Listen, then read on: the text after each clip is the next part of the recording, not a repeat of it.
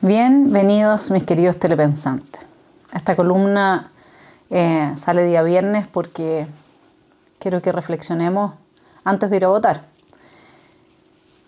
Y por lo tanto lo que les voy a hablar hoy día es del Chile que fue, del Chile que es y del Chile que vendrá. El Chile que es un Chile triste.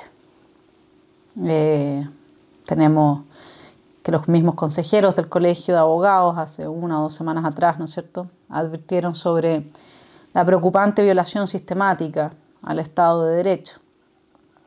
El cierre de ciclovías en el centro de Santiago, porque a mí no me gusta el término la revolución molecular o cosas así, la sé trabajar y sé que hay que estar consciente, pero de alguna manera van etiquetando un discurso, lo van transformando lo van segmentando hacia un determinado lugar y yo creo que cuando se trata de reflexionar a veces las etiquetas normalmente, digamos, van horadando esas posibilidades. Porque más allá de que esto sea parte o no de forma consciente de ciudadanos que avanzan en el desmantelamiento del país, es triste ver que hoy día una parte significativa en términos de que tiene el poder de destruir nuestra vida normal de personas, se arroga el derecho a destruirle la vida a los demás. Y es más triste todavía el hecho de que no tenemos ningún amparo institucional frente a esa gente. De ahí que me llame profundamente la atención la columna de Tironi esta semana en El Mercurio, que se titula Requiem por el presidencialismo, porque me muestra otro aspecto desde mi perspectiva, yo puedo estar equivocada, con mucho respeto, pero más triste todavía que todo lo anterior, que es que personas que podrían estar influyendo en clarificar, en abrir los escenarios, no lo están haciendo. Quizás, bueno, tienen una perspectiva distinta, si uno quiere.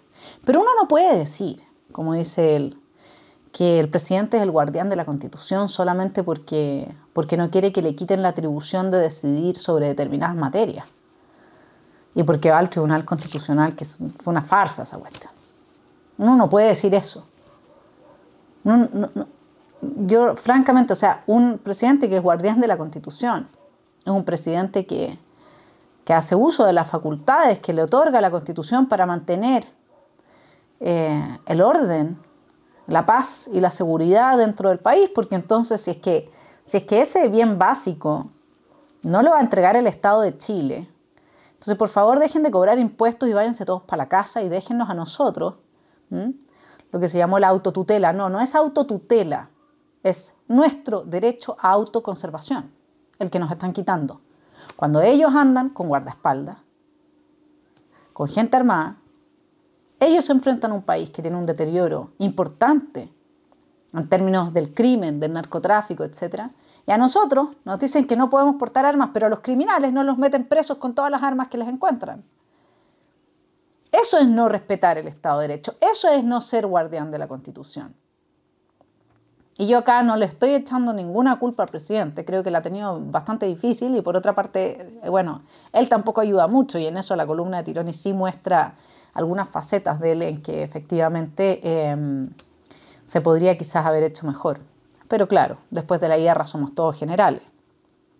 Pero otra cosa que me llamó la atención de esa columna y que lo voy a repetir hacia el final, pero por mientras quiero que se queden pensando, y que en esto tiene razón Eugenio Tironi, es que buena parte de los parlamentarios oficialistas se unen desaprensivamente a la oposición para someter al presidente a derrotas atronadoras.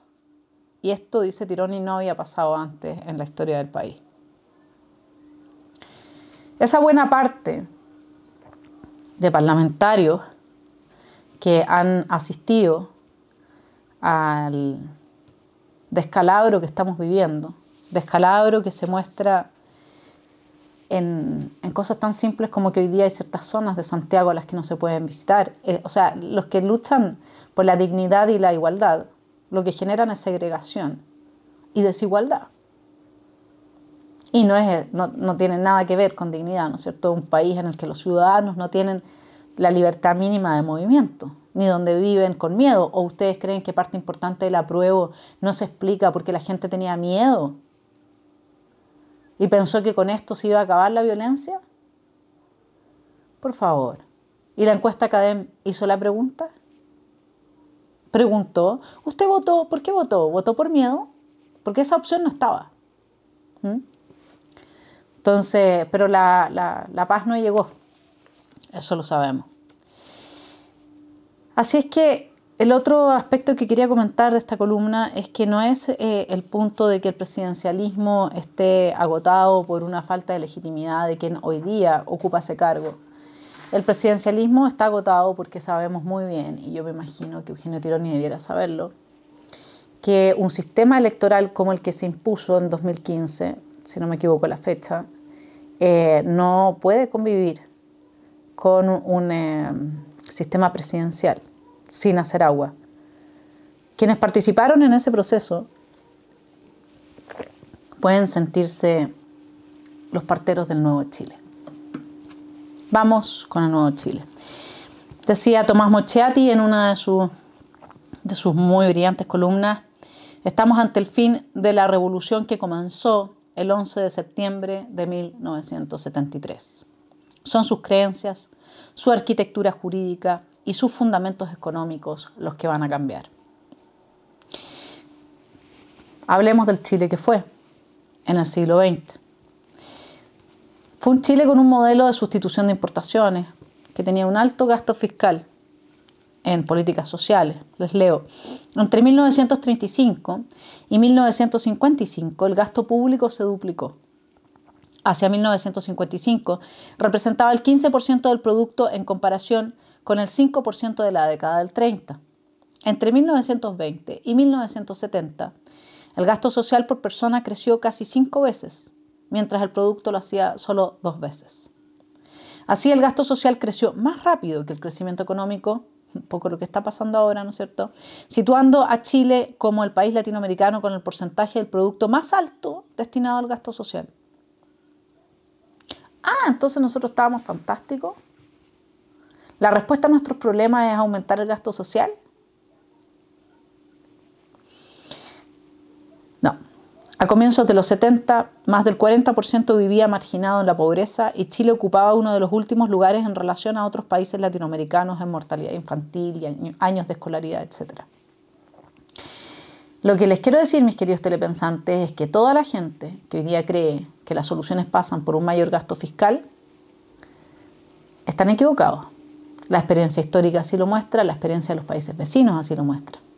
Necesitamos un Estado eficiente, un Estado que realmente tenga la mejor gente, donde no se pierda un peso de los contribuyentes, con altos castigos para quienes dilapidan fondos públicos, con criterios neoliberales justamente de eficiencia y eficacia en la inversión de los recursos, focalización en la gente que más lo necesita.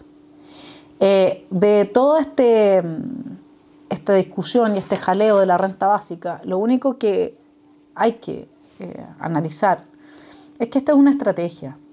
Chile no puede mantener una renta básica como la que se está diciendo permanentemente y nadie va a tener los pantalones para quitársela el día de mañana a la gente si se le otorga. Esto es una estrategia antes de las elecciones.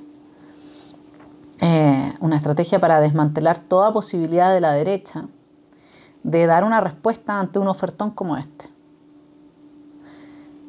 Voy a hacer algo que normalmente no hago en mis columnas, pero estamos frente a la elección más importante que ha tenido Chile desde el advenimiento de la democracia, si uno lo quiere. Incluso más importante que esa, yo creo. Por eso es que me presenté a candidato, porque, bueno, si puedo aportar, aunque sea desde un lugar menor, pero creo que este es el momento en que todos tenemos que entender que cada uno desde sí mismo tiene que aportar lo que pueda. Y así es que voy a decir algo. Estos parlamentarios oficialistas que han derrotado al presidente para cosechar pinches ganancias electorales deben de ser castigados por los votantes. Yo no voy a votar por ningún candidato que venga de la derecha tradicional. Es mi opinión. Creo que la única manera que acá realmente se pueda generar un cambio de conciencia en parte de la élite que nos gobierna es que entiendan que este tipo de políticas, que desmantelar Chile, que traicionar la Constitución, porque ellos están traicionando su juramento de respeto a la Constitución, ¿o no? ¿Y por qué no hay ninguna consecuencia? ¿Por qué ninguno está preso? Deben estar presos. Eso es lo que debería pasar. Es lo que dice una lógica básica, elemental. Todos los días hay algún congresista que viola la Constitución. Y nosotros le vamos a dar el voto a esa gente que tradicionalmente está ya desde hace mucho en la derecha. Hay gente que es valiosísima, no estoy diciendo que no. Pero yo creo que aquí, así como cuando votamos estratégicamente por un presidente que nos cae mal, pero para evitar uno peor, yo creo que aquí hay que tener un voto estratégico.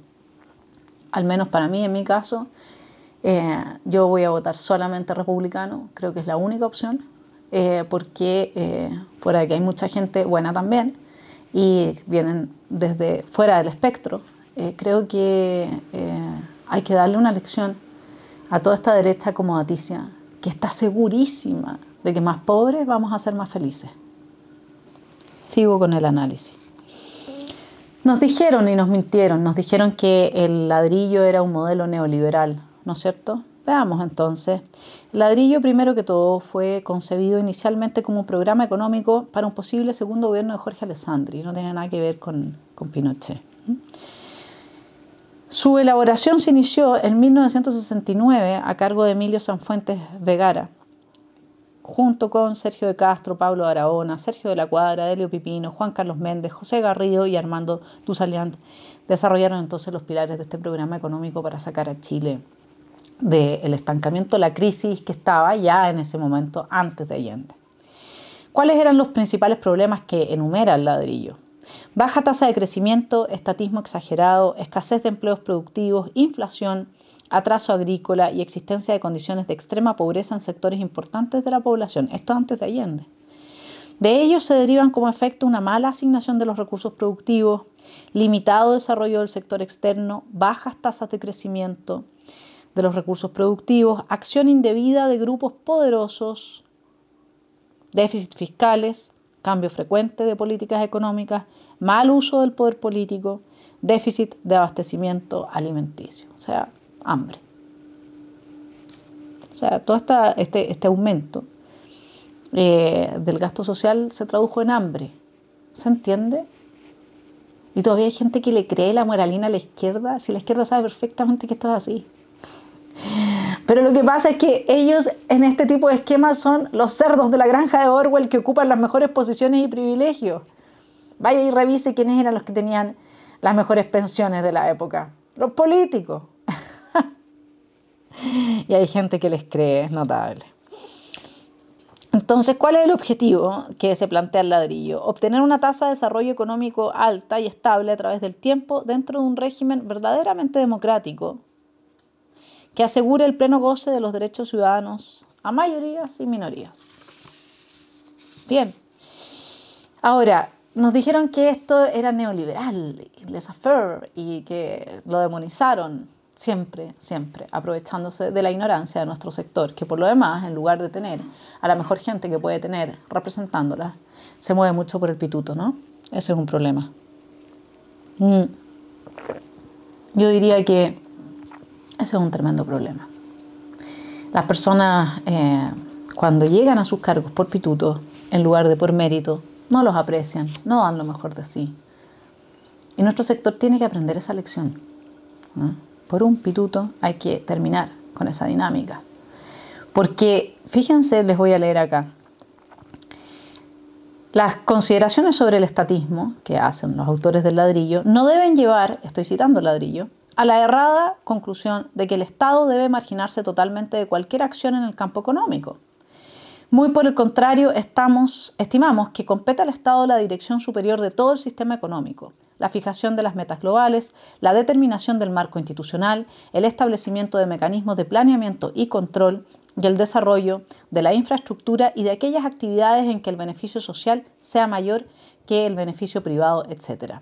Además, agreguemos, ¿no es cierto?, que plantea como objetivo fundamental de la política tributaria el contribuir a que se obtenga una asignación de recursos lo más eficiente posible desde el punto de vista social. Eso es neoliberalismo. El ladrillo es un modelo de socialdemocracia que responde al principio de John Rawls, de forma no planificada así, pero que coincide con el principio de John Rawls de que vamos a aceptar la desigualdad en tanto de esta desigualdad se siga una mejor condición en la vida de los peor situados. Eso quiere decir que de esta desigualdad, gracias a que existe esta desigualdad, la gente que está peor está mejor. Y que cuando tratamos de hacer una igualdad, como la que se intentó con las cifras que vimos, la gente que está peor todavía. ¿No se trata del sufrimiento humano esto? ¿O se trata de los índices Gini? Aquí nos perdimos, ¿no es cierto? ¿Qué me importa a mí un índice Gini si se trata de que somos todos tan iguales como en Haití? ¿Qué me importa a mí un índice Gini de gran desigualdad? Si es que gracias a esa desigualdad, los 30 años de aplicación de este modelo generaron lo siguiente. En 23 años la clase media más que se duplicó pasó del 23 al 58%, con todas las fragilidades y problemas que pueda tener. Y sobre todo por el Estado capturado por la gente de izquierda, que se dedican a hacer política porque viven de los bolsillos de los contribuyentes que no se pueden dedicar a hacer política porque están trabajando. Tenemos el mayor PIB per cápita de América Latina. 8 de cada 10 estudiantes son la primera generación en la universidad. El 67% de los encuestados dice estar mejor que hace 40 años y que sus hijos viven mejor que ellos. La pobreza en los 90 alcanzaba el 68,5% de la población, en 2020 el 8,6%. Hay un automóvil cada 4 habitantes. Hace 25 años había un auto cada 15. Desapareció la desnutrición infantil, ahora tenemos obesidad, preocuparnos de lo otro. El 76% de los niños que se enferman de cáncer se recupera. Estos son los datos que tienen los países desarrollados, 76%. Y el año 2019, creo, nacieron 19.479 niños en Chile, casi 20.000 niños que no fueron inscritos chilenos, pese a haber nacido acá. Eso significa que tenemos turismo obstétrico, que llegan de otros países a tratarse acá, al pésimo sistema de salud que supuestamente tenemos, que hay que arreglar muchas cosas, no cabe la menor duda. Pero también está clarísimo que no arreglamos las cosas sumando gente que no tiene la preparación y las capacidades para hacer bien su trabajo porque son operadores políticos, no porque no están ahí por el mérito, ¿no? Y eso lo sabemos. Y eso lo sabe todo el gran espectro de quienes han gobernado. Y más todavía la señora Bachelet, que contrató a cuánta gente con el 50% de lo que recaudó extra. Sí, estaba todo preparado esto, con su reforma tributaria. Bueno, entonces nos dicen que este es un Estado neoliberal. Voy a volver a los datos que cada cierto tiempo es bueno traer de nuevo. Este Estado, nuestro Estado neoliberal, aumentó su gasto en términos absolutos en un 70% real en 10 años, periodo en que la población no creció más de un 10%. Estamos hablando de entre el 2008 y el 2018. El gasto en educación se incrementó 144%. El gasto en salud creció un 101%. Los servicios de policía un 117%. Lo único que yo podría decir que tiene neoliberal nuestro Estado es que Chile entero cree que todo se resuelve con más plata y que no hay que hacer ningún esfuerzo extra. Basta con que pongamos más plata y se va a haber terminado el problema. Y eso no es así. La calidad de la educación no pasa necesariamente por más plata, pasa por tener a mejores profesionales, pasa por tener vocación, pasa por liberalizar. ¿Por qué yo no puedo hacer clases si tengo 3 máster y 2 doctorados a un cuarto medio en un liceo? ¿Por qué no? Pues está cerrado el mercado. Bueno, ¿qué pasa con el gasto público? La tesis de Milton Friedman es muy clara y es muy clarificadora. Si yo tengo, ¿cuál es la plata mejor gastada? Dice Milton Friedman. La plata que me gané yo con mi esfuerzo y luego la voy a invertir en algo para mí. Porque si la voy a invertir en este pañuelo, soy yo la que lo va a usar. Tiene que ser lo mejor posible. Y como me la gané yo, voy a tratar que sea la mejor relación costo beneficio. Ahora, luego yo puedo ganarme mi plata y ir a uno del cumpleaños de ustedes y les voy a llevar un regalo, pero luego ya no va a ser como, obviamente no soy yo la que la va a usar o qué sé yo, bueno, es un regalo. Y ahí además viene con ticket de cambio, así que es una plata peor gastada que la anterior. Suele ser así. Ahora, la plata que ya a nadie le importa y que se dilapida es aquella que ni me la gano yo, ni me beneficia a mí en su gasto.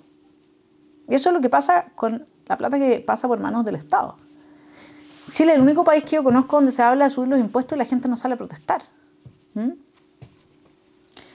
Entonces, ¿qué pasó además en lo político en estos 30 años? Tuvimos una constitución, ¿no? La constitución de Ricardo Lagos, que es la que se desploma hoy día. ¿Y por qué era la constitución de Ricardo Lagos? Porque solo 29 de los más de 120 artículos de la constitución no habían sido modificados. De ahí que la clase dirigente estimara que todo estaba bien y en el 2005 Lagos le puso su firma. Sacó la de Pinochet y dijo, hoy firmamos una nueva Carta Magna para dar a los chilenos una constitución que nos abra paso al siglo XXI. Contamos con una constitución que ya no nos divide y por una mayoría abrumadora, 157 votos a favor y solo 3 en contra y una abstención, la clase política hizo suya la constitución. 2005. Bueno, ¿qué fue pasando en términos políticos? Se produjo la revolución pingüina, la concertación fue perdiendo el poder y el discurso autoflagelante empezó a cobrar tal relevancia que el centro político se vació. Entonces no fueron capaces, fue más fuerte el instinto de la culpa instalado por nuestra mala interpretación de un cierto cristianismo, que fue más fuerte la falta de autoestima, fueron más fuertes los rasgos psicológicos propios de la fragilidad humana que la izquierda sabe manejar muy bien, que todos los resultados positivos que habían habido, además de que también fue más fuerte, y ahí hay un tema muy, muy importante, el que hace mucho rato se venía hablando del nefasto vínculo entre el poder político y ciertos sectores económicos. Así es que cuando se tiene tejado de vidrio, es muy difícil defenderse. Bueno, en 2011, en definitiva, se da por muerta la concertación, vuelve Bachelet con el certificado de función y crea la nueva mayoría incorporando al Partido Comunista, ¿no es cierto?, a la coalición. Y con eso se terminó por radicalizar lo que era la exconcertación. Y los empresarios apoyaron a Bachelet y no leyeron el programa, para variar. Creyeron que iba a ser como el primer gobierno. Y esta concentración del poder generó del poder en la izquierda cada vez más, el centro cada vez más vaciado, ¿no es cierto? Y se empieza a concentrar el poder en la izquierda. Empieza a hacer un muy mal juego con la falta de democracia interna de los partidos políticos. Si ustedes me preguntan a mí cuál es el origen de la crisis que estamos viviendo, es esa. No hay ningún partido político que no haya tenido dirigencias eternas que se corrompieron, la mayoría de ellas, porque el poder corrompe. Y por eso es que no puede haber un partido político donde no haya realmente renovación de sus líderes. Así es que eso es ese es mi diagnóstico, ese es el problema que se produjo en Chile. Bueno, y entre medio el ataque de la izquierda fue feroz al neoliberalismo. Como nosotros vemos en el programa del ladrillo de neoliberal, no hay mucho si es que el Estado tiene tanto que hacer. Y en los países desarrollados, digamos, sería una locura que uno estuviese diciendo, mira, ¿sabes qué? No vamos a hacer políticas públicas por criterios neoliberales, criterios técnicos como la eficacia y la eficiencia de la inversión. Y eso fue lo que aquí se empezó a criticar fuertemente. Hacer política no era responder a criterios neoliberales. A esa gente realmente no le importa esclavizar a los demás con tal de lograr sus privilegios. Porque cuando usted le quita a un contribuyente parte de lo que es resultado de su esfuerzo y de su trabajo para dilapidarlo en función de obtener beneficios electorales, usted está esclavizando a esa persona. Eso es esclavitud. Estos son los esclavistas del siglo XXI. Estos burócratas. Bueno, y junto con eso, ¿qué fue lo que pasó? en términos culturales, ya vimos lo económico, lo político, y en términos culturales desapareció el mérito. Fue diluyéndose la idea de que lo que yo tengo es resultado de mi esfuerzo y de mi trabajo. Y esto, el sistema se basaba en el libre mercado y en la competencia, y se suponía que el mercado era un asignador más eficiente de recursos. El problema es cuando los actores se empiezan a concentrar y deja de operar el mercado. Y entonces tenemos casos como Inverlink, caso Monasterio, La Polar, Sociedades Cascada, Sokimich, Mopgate, el lobby, las universidades que sin fines de lucro lucraban con sociedades paralelas. Por supuesto que el Partido Comunista estaba ahí. Esta gente lo hace tan mal que ni siquiera son capaces de sostener una universidad y quieren gobernar el país. Y además hicieron los mismos chanchullos, digamos, que los demás. Absoluta impunidad para los delitos de cuello y corbata. Entonces se desplomó la idea de mérito. Veamos el Chile de hoy. El Chile de hoy es el Chile que resulta de que Piñera estuvo a 7 votos de ser destituido. A la gente se lo olvida.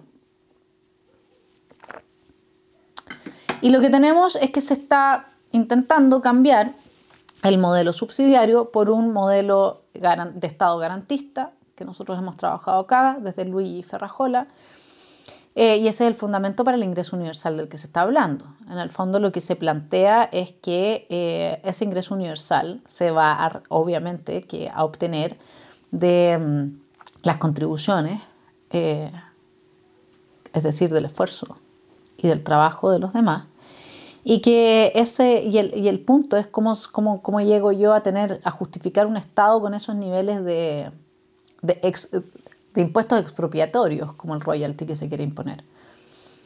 Bueno, diciendo que los derechos patrimoniales son derechos de segundo orden, y eso es lo que se está haciendo acá. De ahí es que la obligación de todo el esquema político de los 3 poderes del Estado es satisfacer los derechos sociales, que vendrían a ser los derechos universales, los que podemos compartir todos. Como la propiedad no se puede compartir con todos, entonces no puede ser un derecho universal, porque es resultado de mi propio esfuerzo. Y por eso quedaría en este esquema de Estado garantista en un segundo orden, y por lo tanto se podría expropiar fácilmente porque es en pos del beneficio del cumplimiento de un derecho humano universal, que sería el derecho a ingreso básico, sin importar si eso esclaviza al otro. Entonces, en eso estamos hoy día. Lo que están haciendo es destruir nuestro derecho a la autoconservación, y tenemos entonces un movimiento muy fuerte que es expropiatorio, con usurpaciones ilegales, ¿no es cierto? Todo lo que pasa en la macrozona sur también, el alza de robo, de criminalidad, etc. Y nuestros parlamentarios, que por supuesto que han fomentado todo esto.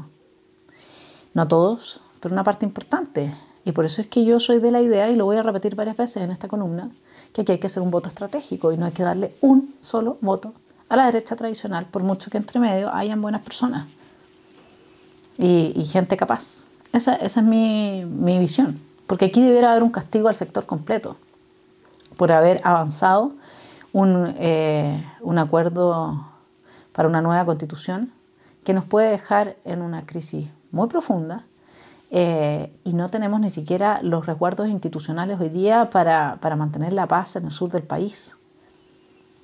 Entonces, francamente, había que tener un poco más de coraje.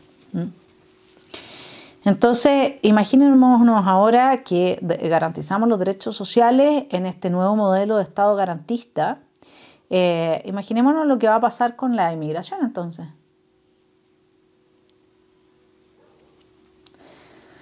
No voy a darle más vueltas porque no tiene sentido. Yo creo que ustedes se lo imaginan perfectamente. Estamos pasando rápidamente de las dinámicas centrípetas que teníamos en el esquema de partido, hablándolo en términos de Arturo Valenzuela, que él explica el quiebre del 73. Justamente, de nuevo, es que nos pusieron un sistema electoral que genera las dinámicas centrífugas que están en este antiguo artículo de Arturo Valenzuela, donde él explica el quiebre del 73, justamente a partir de esta división y atomización de los partidos políticos en que ya no se pueden poner de acuerdo en nada y que los incentivos están puestos para la pelea y el conflicto y no para centrípetamente para gobernar y avanzar en las soluciones que requieren los ciudadanos. Esto está escrito hace mucho tiempo, esta es una receta muy vieja. Y quienes participaron del cambio en el sistema electoral son los grandes responsables de lo que está pasando. Ellos. Entonces, este sistema de Hunt, imagínense, hasta 2015 teníamos un sistema binominal que con todos sus defectos obligaba a la reducción del número de partidos y a una política de acuerdos que sí representaba las demandas ciudadanas. Hoy, tras el cambio de dicho sistema por uno proporcional, el caos parlamentario se refleja en su desprestigio, con un escaso 3% que fluctúa entre 3 y 8, ¿no es cierto?, de confianza ciudadana. Es más, el presidente tiene más confianza ciudadana en las encuestas que el Congreso, y el Congreso todavía hace gárgaras y denota al presidente, es que es notable. Bueno, fíjense que bajo el cuestionado sistema binominal se eligieron 11 diputados con menos del 15% en 20 años. En cambio, con el nuevo sistema, en la última elección se eligieron 18 diputados y 2 senadores con menos de un 4%. En una sola elección, 18 diputados y 2 senadores con menos de un 4%. No, ¿esto es todo coincidencia? Destruyeron la representación misma. Destruyeron nuestra democracia desde adentro. Esta gente, la que hoy día está, por eso yo no les doy un voto. Y lo voy a repetir varias veces, como dije.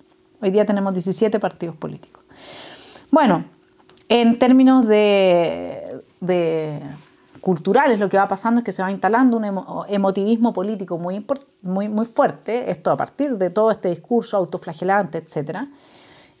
Y eso logra reconfigurar las expectativas de la gente desde la crisis del 18 de octubre en adelante, porque antes de eso, miren, les cuento que la encuesta CEP de mayo de 2019 mostró que el 51% consideraba que lo más importante para resolver era la delincuencia. El 48% habló de pensiones, el 34% habló de salud, el 30% de educación, el 25% de corrupción, el 4% de derechos humanos. ¿Y saben cuánta gente en mayo de 2019 estaba preocupada por la Constitución? Un 3%. Y si uno mira las encuestas hacia atrás, siempre es lo mismo. Nos vendieron bien el cuento, ¿no? Bueno, a algunos de nosotros no. Entonces, ¿qué pasa? Que, como decía la filósofa Adela Cortina, estamos en un momento de emotivismo que se aglutina en torno a símbolos que son los que desatan las emociones instaladas en el cerebro antes que la inteligencia y la reflexión. Y eso es lo que explica que la gente se haya tragado el cuento de la Constitución.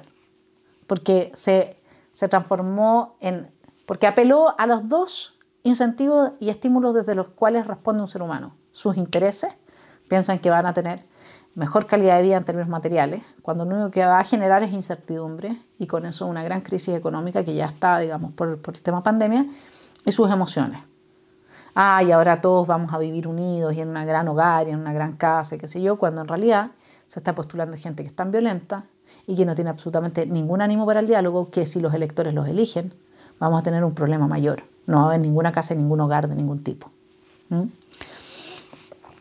Bueno, se empezó a armar todo este tinglado de colectivos violentos, ¿no es cierto?, que fundan su acción desde la justificación moral de que ellos serían víctimas de alguien. Y todo esto se instala muy fuertemente y se manipula en el discurso público. Piensen ustedes, además, en términos culturales, el Chile que es hoy ha legitimado la violencia. La gente cree que efectivamente la violencia es un medio para cambiar las cosas, para llegar al paraíso. Y esto viene de mucho antes, ya en 2018, los resultados de un estudio que hizo la Agencia de Calidad de Educación. Alumnos de octavo básico arrojaron que 1 de cada 3 estudiantes consideraba la violencia como un medio legítimo. el 65% afirmaba estar de acuerdo con que el fin justifica los medios y solo en 2018 las denuncias por armas en los colegios aumentaron un 57%. Venía fabricándose todo hace rato. Ahora, ¿cuál es el Chile nuevo? El Chile que se proyecta. ¿Cómo viene, digamos? Bueno, primero, lo que está en juego hoy día es la destrucción absoluta del derecho a propiedad. Sabemos lo que eso significa. La editorial del Mercurio, el editorial del Mercurio el lunes 3 de mayo hablaba de los loteos brujos, de las usurpaciones, de las ocupaciones, que ya no se trata de simples episodios aislados, sino que son una multiplicidad de situaciones que van en aumento. O sea, si hoy día usted está en su casa y yo estoy en la mía, es porque a nadie se le ha ocurrido venir a sacarnos de la casa. Porque si llega alguien a sacarlo de su casa, usted no tiene nada que hacer. Nada que hacer. Ese es el Chile en que estamos hoy día. Tomemos conciencia. Cada uno de los parlamentarios de la derecha que ha apoyado la construcción de este nuevo Chile debe contar con que nosotros le vamos a quitar nuestro apoyo. No hay otra manera. O sea, si la democracia no sirve para eso, no sirve para nada. ¿Sí? Ni un solo voto a la gente de la derecha tradicional. Ni un solo voto. Ese es mi lema. Aunque haya muy buenas personas y muy buenos candidatos, lo reconozco. Lo siento, aquí pagan justos por pecadores. Pero los que estamos pagando todos somos nosotros. Imagínense ustedes que las usurpaciones de tierra entre 2020 y 2021, en la macrozona sur, 2020 y 2021, estamos hablando de ahora, las usurpaciones de tierra aumentaron un 688%. ¿Y usted le va a dar su voto a la gente que lleva gobernando esto? No nos olvidemos de Alejandro Correa, que lo mató un sicario por ir a la justicia a pedir que le devolvieran sus propiedades usurpadas. Además de que ahora, según los dictámenes judiciales, si Carabineros no expulsa a los usurpadores en 12 horas, podemos pasarnos años tratando de recuperar la propiedad usurpada. Y por usurpar tenemos una legislación fantástica porque el artículo 458 del Código Penal establece una sanción entre 5 y 10 UTM cuando es sin violencia y 11 a 20 UTM cuando es con violencia. Eso vendría siendo el castigo por usurpar. Bueno, tenemos una propuesta de nacionalización de fondos, lo que implica algo distinto que la expropiación, ¿no es cierto? Porque en la expropiación, el artículo 19, número 24 de nuestra Constitución, que asegura el derecho de propiedad, diciendo que no es un derecho absoluto, que tiene limitaciones dadas por su función social, pero dice claramente que los requisitos para expropiar de parte del Estado es que tiene que resarcir con el valor comercial de la propiedad, que si el dueño no está de acuerdo con el valor, puede reclamarlo judicialmente, y si se llega a acuerdo, el pago es previo a la toma de posesión del bien. Todo esto en vista a las fantásticas expropiaciones desarrolladas durante el régimen de Allende, que destruyó todo el aparato productivo de Chile, pero eso fue una confabulación de Estados Unidos con los poderes fácticos. Bueno, el tercer retiro mostró con el tema de las rentas vitalicias que definitivamente los parlamentarios que están avanzando estas políticas no tienen absolutamente ningún respeto por la propiedad. Las aseguradoras salieron perjudicadas, pero no porque se les expropió un derecho incorporal, que era el cumplimiento, que estaba en el cumplimiento del contrato. Tenemos una captura pongámoslo de otra manera, una legitimación de todo este nuevo Chile en una figura que es Pamela Giles. Ella ahora sí está surgiendo como una líder que es la voz de este nuevo Chile. Y no nos olvidemos de las palabras de Pamela Giles cuando dijo que un gobierno de la primera línea era inevitable en nuestro país. Eso es lo que se llama la oclocracia, gobernados por criminales. Tenemos problemas económicos graves, la regla fiscal no se cumple hace 10 años, crecimiento del gobierno, el gobierno anterior fue de 1.8, la deuda pública bajo Bachelet se duplicó. estudios de dirección de presupuesto indican que para el 2024 vamos a estar cerca de una relación deuda-PIB del 50% y que a partir del 2023 el crecimiento proyectado no alcanzará para pagar los intereses de la deuda. Y ese crecimiento está haciéndose la proyección sin todo el descalabro que viene ahora. Tenemos un semiparlamentarismo de facto. No entiendo por qué la gente habla de parlamentarismo de facto. Sí, el parlamentarismo es un régimen que funciona. Tiene mecanismos de control entre el Poder Ejecutivo y el Poder Legislativo. El Poder Ejecutivo puede disolver el Parlamento, que es lo que tendría que hacer ahora Piñera si es que estuviese en un régimen parlamentario. Disolver el Parlamento, porque ya no responden al Poder Ejecutivo, que tendría que ser la figura del primer ministro. Esto no es un parlamentarismo, es un semiparlamentarismo y tiene lo peor de ambos regímenes. Del presidencialismo y del parlamentarismo tiene lo peor, no tiene el check and balance. Y por eso está el descalabro que hay también. Entonces también hay una censura al gobierno de parte, también existe ese otro mecanismo de censurar al gobierno de parte de los congresistas cuando ya no confían en él. Se llama nuevas elecciones.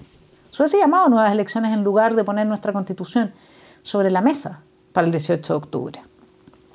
Y en lugar de tener todo este circo romano que están avanzando parlamentarios de todos los sectores. Entonces, bueno, esa es nuestra situación actual y a ver los dos caminos de la constituyente. Se puede seguir en el proceso de la manipulación de las fisuras sociales con fines revolucionarios. Esto es la política amigo-enemigo Carl Schmitt que estamos viendo en nuestro curso de la tiranía de los colectivos. También podemos ver que quizás si no se respetan los 2/3 o se respetan todavía todo el tema de cómo se va a llevar a cabo este proceso está muy en tela de juicio. Hoy día hay una columna en el Mercurio sobre eso. No se sabe ni siquiera cómo se van a investir los constituyentes. Y tampoco tenemos claro de que lo que no se apruebe por los 2/3 y quede fuera se va a aprobar por ley simple o no, cuál es la tesis que es la tesis de Atria. La Constitución tarda en aplicarse en un mundo como el que había en 1925, bastante más simple que la actual. La Constitución en Chile se demoró 7 años en aplicarse. En los constituyentes tenemos a gente como Doris González, que es una vocera de Ucamau, Pablo Sepúlveda Allende, defensor del régimen chavista, María Rivera, dirigente del Movimiento Internacional de Trabajadores, que estuvieron muy metidos en todo lo que fue la crisis del 18 de octubre. También tenemos a candidatos como Hugo Gutiérrez, Luis Mesina, Mario Aguilar, expresidente del Colegio de Profesores. Candidata trotskista como María Rivera. Bueno, y en suma, como para ir terminando, a mí me gustaría plantearles en definitiva un negocio que nos da la última clave de comprensión para lo que viene en Chile. Mis queridos telepensantes, yo tengo un negocio para ustedes, que si ustedes me acompañan vamos a tener un ingreso anual el primer año de $20 millones, pero 2 años después vamos a estar ganando $67,8 millones. ¿Les interesa? O sea, en 2 años vamos a pasar de ganar $20 millones a ganar $67,8 millones neto. ¿Les tinca el negocio? Bueno, es el negocio del robo de la madera en el sur de Chile. Creo que lo que hay que hacer es levantarse, ir a votar, es quitarle todo el apoyo a la gente que ha contribuido al desmantelamiento de Chile, hacer un voto estratégico que les mande una señal que el populismo no es el camino, que la falta de respeto a nuestra Constitución no es el camino, y si no lo hacemos nosotros los ciudadanos, entonces, bueno, hay que cerrar la puerta por fuera, como dicen. Pero yo no creo en eso. No creo que haya que perder la esperanza. Tenemos una oportunidad el domingo y no se olviden de nuestro negocio de $20 millones anuales a $67,8 millones en 2020. ¿Se dan cuenta lo que eso significa? Tenemos denuncias reiteradas de la existencia de redes narco relacionadas a congresistas, relacionadas a partidos políticos. Hay que cortar con eso. Hay que elegir gente de afuera del sistema, que no tenga intereses previos y que no esté capturada.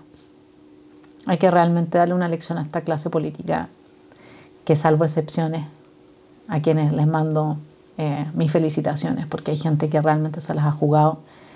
No los voy a mencionar aquí uno a uno, pero les mando mis felicitaciones a quienes han hecho realmente el esfuerzo y se han abstenido de avanzar en el desmantelamiento de Chile. Y a los demás creo que hay que darles realmente una lección. Eso, mis queridos telepensantes.